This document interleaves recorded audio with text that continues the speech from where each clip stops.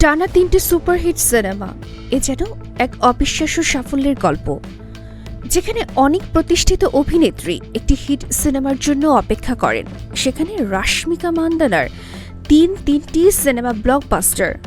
দক্ষিণ ভারতের এই জনপ্রিয় অভিনেত্রী ২০২৩ সালে অ্যানিমেল এবং ২০২৪ সালে পুষ্পা ২ এবং সর্বশেষ ভালোবাসা দিবসে মুক্তি পাওয়া সাবা সিনেমায় অভিনয় করে বক্স অফিসে ঝড় তুলেছেন।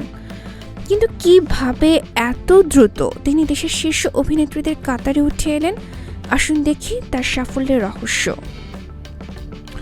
কর্ণাটকের মেয়ে রাশমিকা ২০১৬ সালে কন্নড় সিনেমা দিয়ে তার বড় পর্দায় অভিষেক হয়।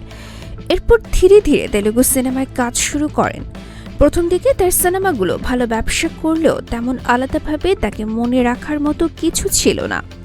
তবে ২০১৮ সালে মুক্তিপ্রাপ্ত তেলুগু রোমান্টিক কমেডি গীতা গোবিন্দম তাকে নতুন উচ্চতায় নিয়ে যায়।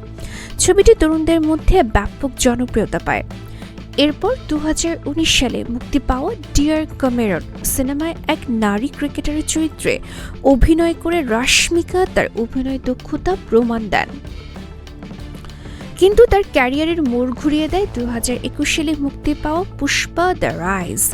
সুপারস্টার আল্লু অর্জুনের বিপরীতে শ্রীভাল্লি চরিত্রে অভিনয় করে তিনি ব্যাপক জনপ্রিয়তা অর্জন করেন। এরপর তাকে পেছনে ফিরে তাকাতে হয়নি। ২০২৩ সালে মুক্তি পাওয়া অ্যানিমেল এর সাহসী চরিত্রে অভিনয় করে তিনি প্রমাণ করেন শুধু সুইট গার্ল ইমেজের বাইরেও তার অভিনয়ের দারুণ দক্ষতা রয়েছে। সর্বশেষ ২০২৪ সালে ভালোবাসা দিবসে মুক্তি পাওয়া সাবাতে ঐতিহাসিক চরিত্রে অভিনয় করে তিনি দর্শকদের মন জয় করেছেন। বক্স অফিসে ৪৫০ কোটির বেশি ব্যবসা করে সিনেমাটি প্রযোজক ও পরিচালকদের কাছে তাকে আরও আকর্ষণীয় করে তুলেছে। রাশমিকার সাফল্যের পেছনে রয়েছে অভিনয়ের প্রতি নিষ্ঠা, চরিত্র নির্বাচনের বৈচিত্র্য, সামাজিক যোগাযোগ মাধ্যমে জনপ্রিয়তা এবং বলিউড এবং দক্ষিণ ভারতের সিনেমা উভয় জায়গাতেই তার দাপুটে উপস্থিতি। রাশমিকা মান্দানা এখন ভারতের অন্যতম ব্যস্ত ও চাহিদা সম্পন্ন অভিনেত্রী। সামনের দিনগুলোতে আরও বড় চমক দেখাতে পারেন তিনি, এমনটাই প্রত্যাশা দর্শকদের।